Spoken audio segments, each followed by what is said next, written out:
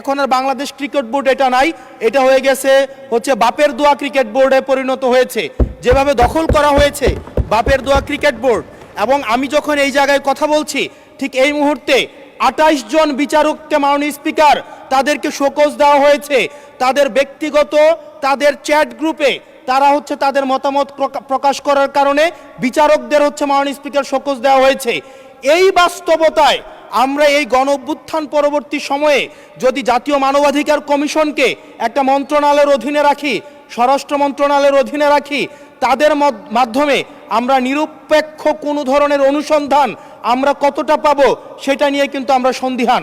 সেই জায়গা থেকে এই বিলটিকে যদি আমরা বাস্তবায়ন করতে চাই, এটাকে যদি আমরা ফাংশনাল করতে চাই, শুধুমাত্র অর্নামেন্টাল না, যদি আমরা ফাংশনাল করতে চাই তাহলে জাতীয় মানবাধিকার কমিশনকে অবশ্যই সেটাকে অটোনমাস করতে হবে।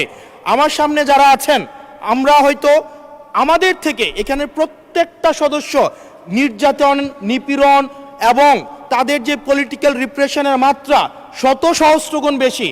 আমরা তাদের কাছে প্রত্যাশা করেছিলাম এই জাতীয় মানবাধিকার কমিশনকে তারা একটা স্বতন্ত্র বডিতে নিয়ে যাবে, অথচ আমরা দেখলাম যারা সবচেয়ে বেশি নির্যাতিত হয়েছে, নিপীড়িত হয়েছে, তারাই এটাকে একটা মন্ত্রণালয়ের অধীনে রাখতে চাচ্ছে।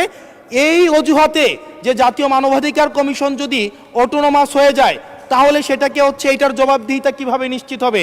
মাননীয় স্পিকার, আমাদের ইলেকশন কমিশন, আমাদের হচ্ছে পিএসসি, আমাদের হচ্ছে দুর্নীতি দমন কমিশন, যদিও এটা কাজের কেতাবে কেতাবে আছে, গোয়ালে নাই, কিন্তু এটা কিন্তু একাডেমিকভাবে এটাকে ইভেন ইন্টারন্যাশনালিও এই জিনিসটা কিন্তু অটোনমাস হওয়ার কথা।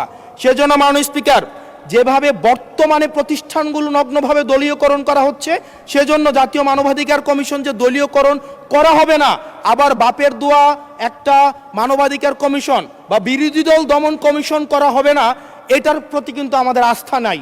সেই জায়গাটা থেকে আমরা আপনার মাধ্যমে আমরা এই আমাদের মাননীয় স্বরাষ্ট্রমন্ত্রী সহ আমাদের HPM এর কাছে অনুরোধ থাকবে এই বিলটা পাশ করার আগে যেন জাতীয় মানবাধিকার কমিশনের আমরা এটা যেন ইভেন উনার দলেরও একজন মাননীয় সংসদ এই বিষয়ে বক্তব্য দিয়েছেন এবং উনি পয়েন্ট বাই পয়েন্ট এই বিষয়গুলোকে ব্যাখ্যা করেছেন।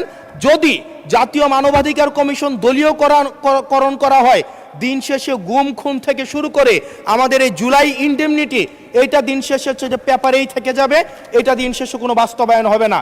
সেই জন্য মাননীয় স্পিকার, এই বিলটা পাশ হওয়ার আগে আমাদের জাতীয় মানবাধিকার কমিশনের এই বিলটা হচ্ছে সুরাহা হওয়া, নিষ্পত্তি হওয়া জরুরি। না হয় বিসিবির মতো আমরা আবার বাপের দোয়া কমিশন দেখতে পাবো, আমরা হচ্ছে বাংলাদেশ ব্যাংকের মতো আবার দলীয়করণ দেখতে পাবো, আমরা বিশ্ববিদ্যালয়গুলোকে যেভাবে এক ধরনের দলীয়করণ করা হয়েছে